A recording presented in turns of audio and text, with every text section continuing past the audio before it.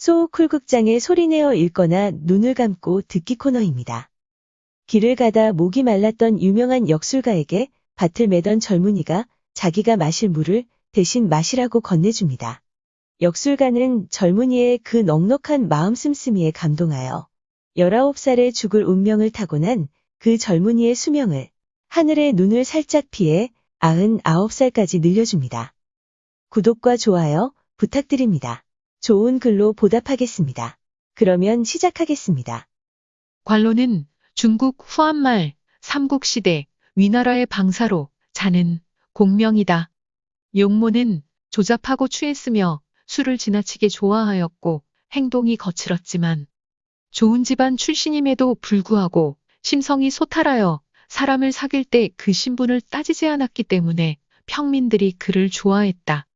관로는 어릴 때부터 별 보기를 좋아해 옆에 사람만 있으면 별의 이름을 물었으며 별을 보느라 밤을 꼬박 새우는 때가 많았다. 부모님은 관로의 그런 행동을 못마땅하게 여겨 항상 말렸으나 관로는 그만두지 않고 스스로 중얼거렸다.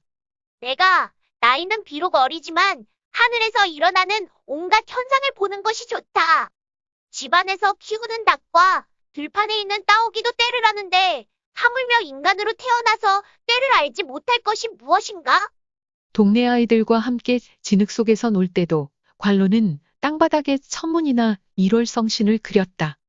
성장하면서 주역 공부에 깊이 빠졌는데 이후 점술에 통달하게 되었고 사람들의 상을 잘 보았다. 관로의 아버지가 어떤 시골 마을의 지방관으로 임명되었을 때 그 마을의 형제 3사람이 갑자기 안진뱅이가 되는 병에 걸렸다. 이유를 알 수 없어 세 형제가 관로에게 그 이유를 점쳐보도록 부탁했는데 관로가 말했다. 점괘를 보니 당신네 집안 묘소에 여자 귀신이 하나 있는데 100모 아니면 20모쯤 되는 것 같습니다. 여러 해 전 흉년이 들었을 때 쌀 몇 대를 가지고 다투다가 당신네 형제가 그녀를 우물에 빠뜨리고 큰 돌로 머리를 부수었군요. 그 혼이 원통함을 이기지 못해 하늘에 호소한 결과 그대들이 이처럼 끔찍한 병을 얻게 된 것입니다. 그러니 모면할 도리가 없습니다. 그러자 삼형제는 일제히 관로 앞에서 통곡하면서 자신들의 죄를 털어놓았다. 관로가 친하게 지나던 사촌형을 따라가서 형이 친구 2명과 만나서 술을 마셨다. 술자리를 파하고 돌아올 때 그 형에게 말했다. 저 2사람은 입과 귀 사이에 흉한기가 있어 오래지 않아 함께 죽을 것입니다. 기괴한 변고를 만나서 같이 죽게 되는데 시신은 찾을 수 없게 되며 마침내 영혼이 돌아갈 곳이 없어서 바다에 뜬 그대로 흘러다니게 될 것입니다. 며칠이 지나 2사람이 함께 술을 마시고 심하게 취해 한밤중에 수레를 탔는데 말이 산길을 내려오다가 절벽에서 놀라 미끄러져 수레가 바닷속으로 빠지는 바람에 모두 죽었다. 세월이 흘러 관로의 이름이 천하에 널리 알려져 있을 때였다. 하루는 관로가 성 밖에 나가 거닐다가 몹시 목이 말랐다. 주변을 둘러보아도 허허벌판이라 물을 마실 곳이 없었다. 혀를 끌끌 차고 있는데 근처에 있던 한 젊은이가 밭을 갈다 말고 뛰어와서는 공손하게 말을 걸었다. 어르신, 뭐 필요한 것이 있으십니까? 기특한 젊은이인 것 같아 관로는 자기도 모르게 본심을 털어놓았다. 근처에 냇가도 없는 것 같고 내가 목이 말라 그러네.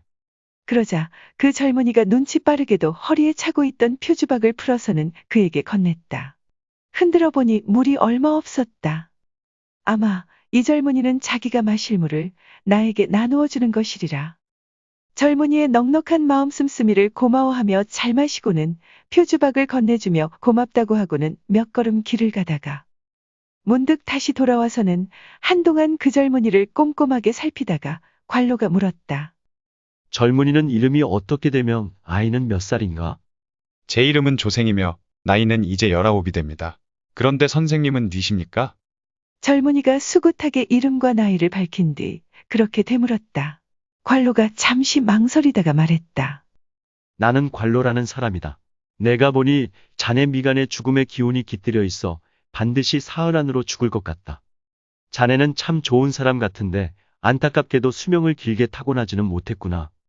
젊은이로서는 엉뚱하기 그지없는 소리였다. 그러나 다른 일도 아니고 바로 목숨에 관한 것이라 그냥 들어넘길 수가 없었다. 곧 집으로 돌아가 그 아버지에게 관로로부터 들은 말을 전했다. 관로의 소문을 익히 들어 그의 역술에 대해 잘 알고 있던 젊은이의 아버지는 화들짝 놀라서 관로를 뒤쫓아갔다. 선생님, 부디 제 아들을 살려주십시오. 조생의 부친이 땅에 엎드려 울며 그렇게 빌었다. 관로가 침통한 얼굴로 고개를 가로저으며 말했다. 그것은 하늘이 정해둔 명의외다. 어찌 피할 길이 있겠소? 이 늙은 것에게는 자식이라고는 이 아이 하나뿐입니다. 엎드려 빌건대 부디 은혜를 드리워 이 아이를 구해 주십시오. 곁에 있던 조생 역시 울며 불며 살려달라고 빌었다. 그런 부자의 모습이 애처로웠던지 한동안 가만히 내려다보고 있던 관로가 결심을 굳힌 듯 조생을 보고 말했다.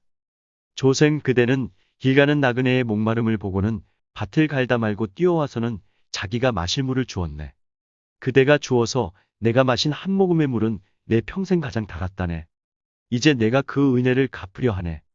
내일 아침 일찍 질이 좋은 술 한 병과 사슴고기 포 뜬 것 한 뭉치를 마련해서 남산으로 가보게. 가면 큰 소나무 아래 한 사람은 흰옷을 입고 남쪽을 향해 앉아 있을 것인데 그 생김이 몹시 험상궂으며 다른 한 사람은 붉은 옷을 입고 북쪽을 향해 앉아 있을 것인데 그 생김이 매우 잘났지. 자네는 그들이 한창 바둑에 빠져들 때까지 기다렸다가 가만히 다가가 술과 안주를 바치게. 너무 요란스러워 그 두 사람의 눈길이 먼저 자네에게 쏠리게 해서는 결코 아니 되네. 그러다가 그들이 술과 안주를 다 받아먹은 뒤에야 그들 앞에 엎드려서 슬프게 울며 목숨을 빌어보게. 반드시 목숨을 더 보태줄 것이네. 하지만 단 하나 이 일을 내가 가르쳐 주더란 말을 그들에게 해서는 절대 아니 되네. 다음 날이었다.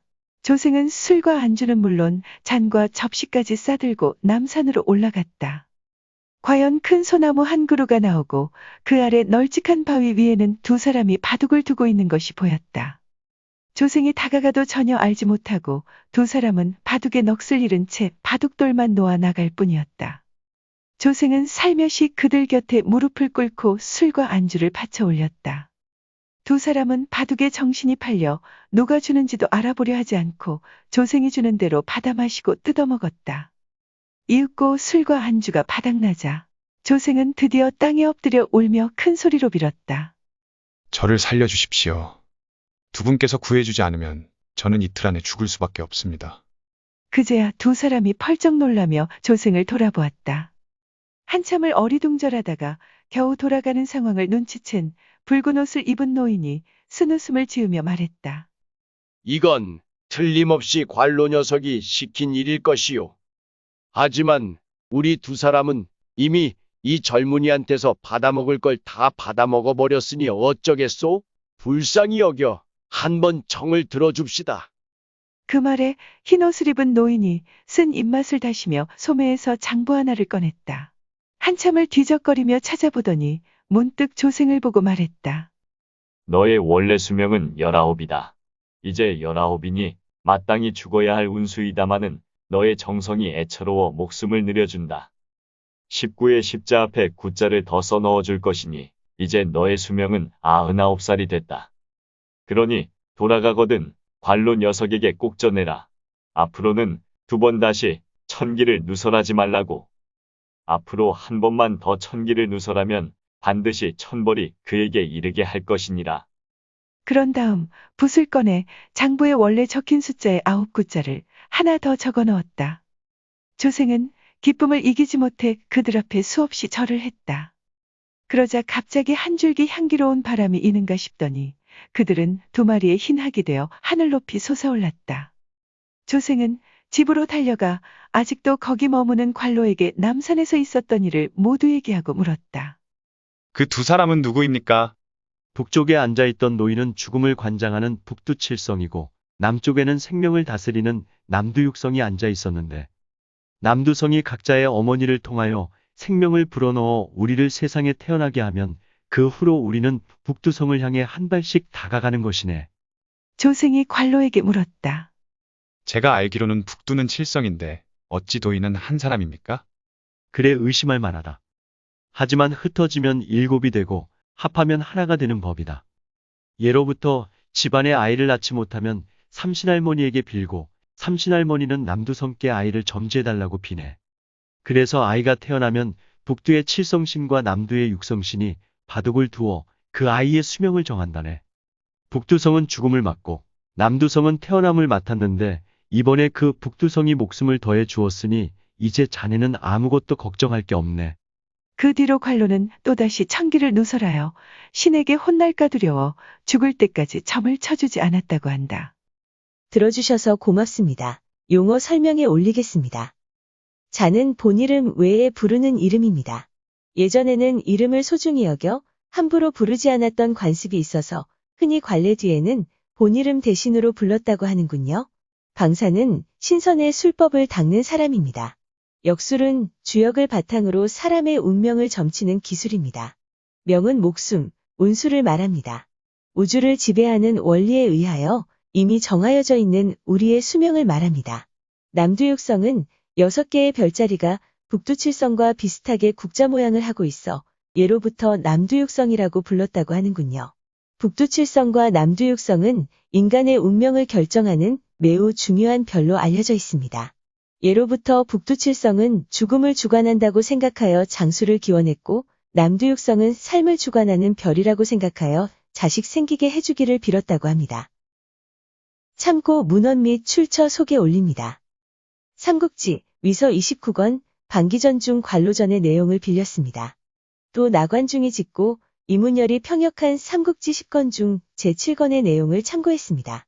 또 충주 고구려 천문학관에서 사진 1장, 청남 권영한 선생의 홈피에서 사진 몇 장, 그리고 조선시대 화가 김웅도, 신윤복, 김준곤, 김득신의 그림 몇 점, 또 위키백과와 나무위키의 기사와 사진, 그리고 핀터레스터, 팩셀스, 픽사베이, 픽스타의 사진도 몇 장 빌렸습니다. 고맙습니다. 안녕히 계십시오. 다음 주 토요일 뵙겠습니다.